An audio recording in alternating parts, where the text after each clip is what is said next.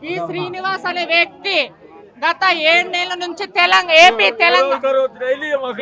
తెలంగాణలో రకాలుగా ఇష్యూ చేస్తున్నాడు. వీడు ఈ రోజు చట్టం తన పని తను చేసుకుంటుంది. దేశవ్యాప్తంగా చాలా సంతోషం ఉంది. ఇలాంటి నా కొడుకు కాదు, ఏ నా కొడుకైనా ఏపీ తెలంగాణలో అడుగు పెడితే చొప్పు తెగలాగా కొడతాను. ఎవరు రాకండి ఇట్లా దొంగేషాలు వేసుకొని వచ్చి సభ్య సమాజానికి ఏం మెసేజ్ ఇస్తున్నావురా శ్రీనివాసగా నువ్వు? సభ్య సమాజానికి ఏం మెసేజ్ ఇస్తున్నావు? పట్టుకో. ఈ నా కొడుక్కి సిగ్గు శరం లేదు.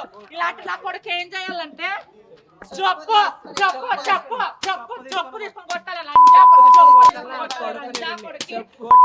నా కొడుకు ఇంకోసారి రావాలి అంటే ఉచ్చ పడాలి. లంజా కొడుకు శిక్ష పడాలి. లంజా కొడక ఎంత చేశారా నీ ముండమయ్య? అసలు కడుపు ఎండం తింటుందా, పెంట తింటావరా? ఒక ఆడబిడ్డలకి ఇట్లా మోసాలు చేస్తావరా? సభ్య సమాజానికి ఏం మెసేజ్ ఇస్తాను?